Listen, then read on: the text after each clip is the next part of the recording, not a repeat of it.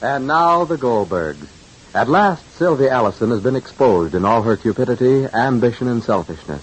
Her marriage to Sammy has been canceled, and nothing is left but for Sammy and his folks to leave. Sammy wants Sylvia to understand why he can't marry her, and all Sylvia could understand was that her life was useless and worthless without him. In a burst of hysteria, Sylvia drove the car in which she and Sammy had been riding over an embankment. Molly still waits for Sammy to return from the ride, and Molly still is thinking of things that no longer count. Listen. Rosalie, see what Papa's doing? He's inside talking to Mr. Allison. Talking. What good is all the talking for? Mama, darling, if you're nervous, let's go out in the air and walk a while. Sammy called you. He said he'd be home soon. Soon. It's no longer soon, Rosalie. Soon. Since when Sammy called, it's not soon. Carabelle? Here's some handkerchiefs I washed and ironed for you. And here's 2 of Sammy's shirts. Oh, thank you very much, Carabelle. I'll put them in the valise. The valises are in the car, Ma. No. And Papa has the keys. And Papa has the keys to the valise? Uh-huh. You close the valise with the keys? Uh-huh. Well, then put them down when Sammy will come, so I don't want to disturb Papa now. Talking, I don't want no more talking now. I'll take the phone. Put the shirts over here, and Sammy will come, so we'll put them in. Hello? Hello, is this Mr. Allison's residence? Yes? Well, there's been an automobile accident. What's that? I say his daughter and a young man have been in an automobile accident. They've been taken to Oak Hospital. You better get right over. Is that for you, Lady Carabelle? No, Miss, for Mr. Allison. Oh, let's go out the phone to Mr. Allison. He'll come in and we'll have all this talk all over again. All right. Now, let's go out. All right, get my sweater. Excuse me, Carabelle. We're going to stroll up and down a little bit. Maybe I'll walk on to so maybe I'll sit down. Come down. Hello? I know this is how it would end. I know it. Miss Allison, I'd like to see you for a moment. Just a minute, Jake. I'll be right in. All right. Close the door, Miss Allison. Miss Allison, I know from the beginning what the end would be. I know this. Carabelle, please. Stop crying. Stop crying and tell me what happened. Who called? You got to go to Live Oak. That's what happened. What happened? Carabelle. The car. They in the hospital. Sylvia and Sammy, they in the hospital. Hospital? In the hospital? Sylvia? Why didn't you call me to the phone? I don't know. My head just left me. What you gonna do, Miss Allison? How you gonna tell that poor mother? Where is Mrs. Goldberg? She just stepped out. She's waiting for Sammy to come back. Look, I don't want her to know yet. Get me to Live Oak Hospital on the phone, Carabelle. Yes, sir. You can get that quicker though than you can telephone. Give me the call, please. Hurry. Yes, sir. Hello. I want Live Oak Hospital. Hey, come in a minute, please. Yes, please, the Live Oak Hospital. Yes, in a hurry. What is it, Allison? Jake. They'll get him and call back. All right. Get Mr. Goldberg's hat, Carabelle, and mine, too. Go ahead. What is it, Allison? I don't know yet. There's been an accident. Sammy? And Sylvia, Jake. What are we standing? Where's Mrs. Goldberg? I don't want her to know yet. Where is she? I see that she don't get to know.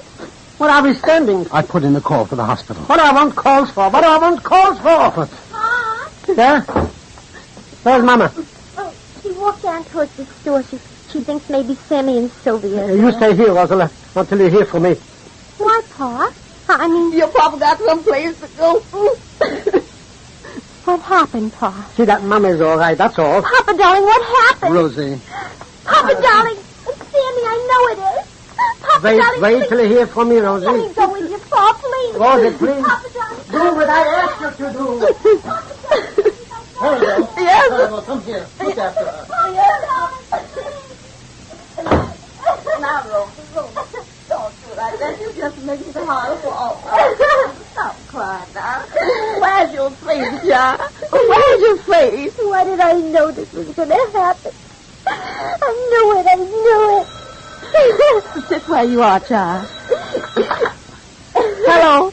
Are you calling the Live Oak Hospital? I did, but I want it now. What is it, Carrot? You want me to get it for you later? Maybe later. They want to know if I want the hospital. Why didn't you let me talk to them, Carabelle?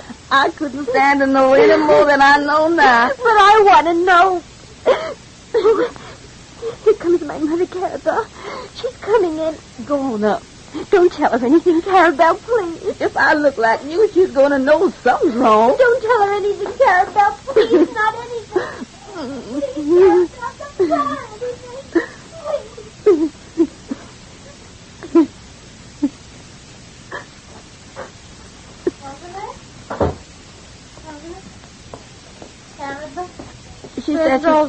She said she's gone upstairs for something. Oh, upstairs. Oh, Carabelle, could I trouble you, please, for a glass of water? It ain't no trouble. Please, if you don't mind. Oh. Carabelle, if Mr. Goldberg and Mr. Allison are still inside talking, then I would like to... You like ice in your water? No, dear. Just plain water, Carabelle, thank you. Oh, go on. Oh, over. So warm. Oh, here it's so warm in January as it is in May, Carabelle. I can fix you some lemonade. Lemonade? No, thank you. That's fine. Just the plain water. That's very nice. Oh, I always like plain water. Just plain water.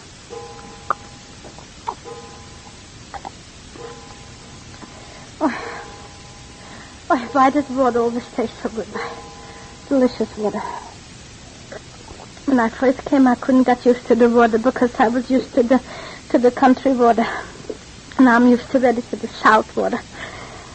Oh, well, Carabelle, we made a lot of trouble for you, huh, dear? Well, we'll be away soon. And then you wouldn't have so much work.